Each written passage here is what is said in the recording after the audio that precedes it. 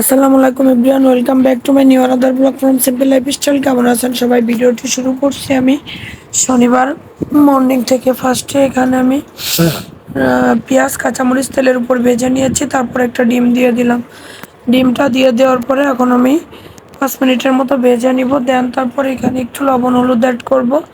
তারপর শুক্রবার রাতে বেঁচে যাওয়া কিছু ভাত ছিল ফ্রিজে, সেই ভাতগুলোকে আমি ফ্রোজেন করে রাখছিলাম। সেই ভাতগুলো দিয়ে আমি এটা একটু ফ্রাইড রাইসের মতো করে তৈরি করব। ভাতটা নষ্ট করতে চাইনি, আর এদিকে রুটিও তৈরি করতে ইচ্ছা করছিল না, যেহেতু শরীরটা ভালো লাগতেছিল না। শরীরের আর কি দোষ বলেন, প্রতিটা দিনে তো ঘুমাইতে অনেক বেশি লেট হয়ে যায়। রাত্রে আমার বাবাটা অনেক রাত পর্যন্ত পড়াশোনা করে, সকালে এর জন্য আমার ওর সঙ্গে একটুখানি কষ্ট হয়ে যাচ্ছে। তাই সব কিছু ব্যালেন্স করতে যেয়ে আসলে আমি নিজে একটু হিমশিম খাচ্ছি। যাই হোক, তাই সকালবেলাতে যেটা হোক সেটা একটা নাস্তা আমি একটু তৈরি করে দিলেই আমার জন্য পারফেক্ট হয়ে যায়। দেন তারপর আমি কিন্তু এখানে এই যে ভাতগুলো দেওয়ার পরে ভেজে নিচ্ছি, এর ভিতরে একটুখানি সয়া সস আর একটুখানি ব্যবহার করব আমি tomato sauce. Soya sauce tomato sauce দিলে এটা খেতে কিন্তু দ্বিগুণ একটা স্বাদ চলে আসবে। তার জন্য আমি কিন্তু এখানে 2টা সস ব্যবহার করেছি। সস 2টা ব্যবহার করার পর তারপর এই যে ভাতটাকে এখানে আমি ভেজে নিচ্ছি। ভাতটা ভেজে নেওয়ার পর কিন্তু আমি খুব সুন্দরভাবে ভাতটাকে ভেজে নেওয়ার পর খুব সুন্দরভাবে আমি এটাকে পরিবেশন করে দিব। একটা খাবার দেখতে যত যাই হোক না কেন, সেটার পরিবেশনটা যদি সুন্দর হয় তাহলে কিন্তু খাবারটা খেতে বেশ লাগে। দুপুর থেকে ভিডিও এডিটিংয়ের কাজ করছি, যেহেতু রাত্রে আমার বাবাটা পড়ানো থাকে, তাই দুপুরবেলাতে এই কাজগুলো সেরে রাখলে একটুখানি ভালো হয়। ভিডিও এডিট করা, আপলোড করা এগুলো একটু দুপুরের দিকে করে রাখার চেষ্টা করি, যেন আমি সন্ধ্যায় কিংবা বিকালের দিকে আমার কাজের প্রেশারটা কম থাকে।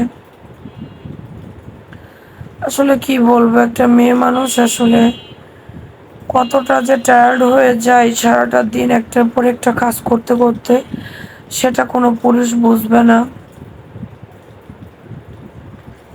আমার এত বেশি খারাপ লাগছে আজকে দুপুর থেকে, মনে হচ্ছিল একটু ঘুমাই, বাট দেখলাম আমি যদি ঘুমাতে যাই তাহলে আমার বাবাটা ভিডিও আপলোড করাটা আমার লেট হয়ে যাবে, আর আমার বাবাটা সন্ধ্যায় পড়ার ক্ষতি হবে। আর আমার বাবার কোনো ক্ষতি করে আমি কোনো কিছু করব না। এর জন্যই আমি ভিডিও এডিট করা, ভয়েস দেওয়া সব কিছুই করে নিচ্ছিলাম।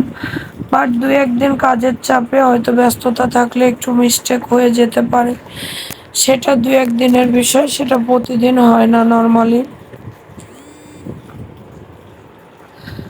তারপর কিন্তু আমি এখানে এই যে দেখেন ভাত ভাজিটা তুলে নিয়েছি, তুলে নেওয়ার পরে আমার বাবাকে দিয়ে দিয়েছি। আমার বাবাও কিন্তু এই ফ্রায়েড রাইসটা খেতে অনেক বেশি পছন্দ করে।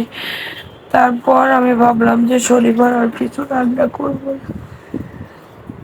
যেহেতু আমার অনেকগুলো করে তরকারি রয়ে গিয়েছে, যেমন এই যে এখানে চিকেন, আলু, 2 পিস চিকেন আর আলু রয়েছে, এখানে মাছ রয়েছে, মাছের ডিম রয়েছে, ডাল রয়েছে, সবকিছু মিলায় সুন্দর একটা রান্নার আয়োজন ছিল, মানে সুন্দর একটা দুপুরে খাবারের আয়োজন ছিল। এর জন্য আর রান্না করেছিলাম না। আমি যদি রান্না করতাম তাহলে এই খাবারগুলো আবারও আমার এক্সট্রা হয়ে যেত, বাসি হয়ে যেত। তাই একটা দিন রান্না না করে আপনাদের ফ্রিজে যদি জমানো কিছু খাবার থাকে তাহলে সেগুলো এভাবে আমার মতো বুদ্ধি করে আপনারাও কিন্তু শেষ করে ফেলতে পারেন। তাই আমি একদিন রান্না না করে আমি আমার বাবার নোট খাতার কাজটা একটুখানি বেশি করেছিলাম।